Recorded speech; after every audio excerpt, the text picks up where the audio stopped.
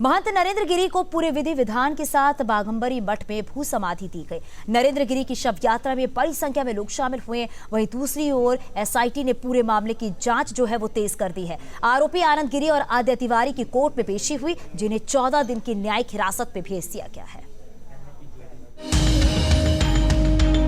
बाघंबरी मठ के महंत और अखाड़ा परिषद के अध्यक्ष नरेंद्र गिरी को वैष्णव परंपरा के मुताबिक भू समाधि दे दी गई। दोपहर में साधु संतों और शिष्यों की मौजूदगी में मंत्रोच्चार के बीच नींबू के पेड़ के पास महंत को भू समाधि दी गई। ये वही नींबू का पेड़ है जिसका सुसाइड नोट में जिक्र है। इससे पहले महंत के पार्थिव शरीर का पोस्टमार्टम किया गया। प्रयागराज में अखाड़ों के साधु संतों और अनुयायियों की भीड़ को देखते हुए दुकानों और स्कूलों को बंद रखा गया। भू समाधि से पहले अंतिम यात्रा निकाली गई, जिसमें संतों और भक्तों का सैलाब उमड़ पड़ा। वहीं दूसरी ओर एसआईटी ने जांच तेज कर दी है। मामले में फरार आरोपी संदीप तिवारी को गिरफ्तार कर लिया गया है। संदीप आद्या तिवारी का बेटा है। साथ ही आरोपी आनंद गिरी और आद्या तिवारी को कोर्ट ने 14 दिन की न्यायिक हिरासत में भेज दिया है। दोनों आरोपियों की स्पेशल सीजेएम कोर्ट में पेशी हुई। कोर्ट परिसर में दोनों आरोपियों के साथ धक्का मुक्की हुई। कड़ी सुरक्षा में दोनों को नैनी जेल भेजा गया। वहीं यूपी सरकार ने कहा है कि दोषियों को बख्शा नहीं जाएगा। भी चीजें हैं वो जांच के दायरे में है और जांच ठीक से हो रही है। और जो भी अपराधी होगा, अगर कुछ महाराज जी की हत्या हुई होगी तो हत्यारा नहीं बचेगा। हत्या करने के लिए किसी ने बाधित किया है, उनको मजबूर किया है, तो वह भी नहीं बचेगा। पुलिस सही तरीके से जांच कर रही है। प्रयागराज की बाघंबरी गद्दी के महंत नरेंद्र गिरी की मौत के बाद कई सवाल उठ रहे हैं, जिनके जवाब ढूंढने के लिए एसआईटी लगातार जांच कर रही है। Team news state.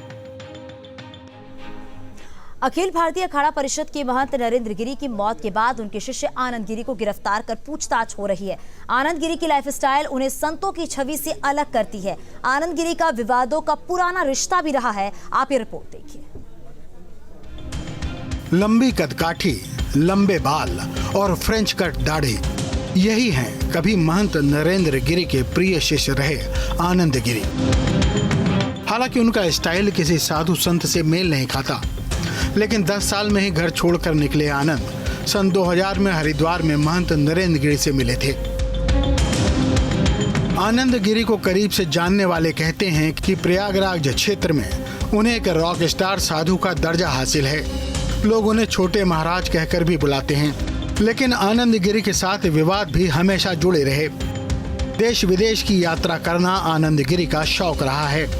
कहते हैं योग सिखाने के लिए वो विदेश का दौरा करते थे।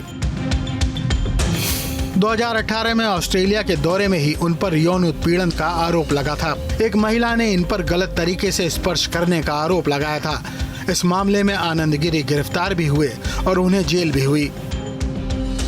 कानूनी रूप से आनंद जेल से बाहर निकले।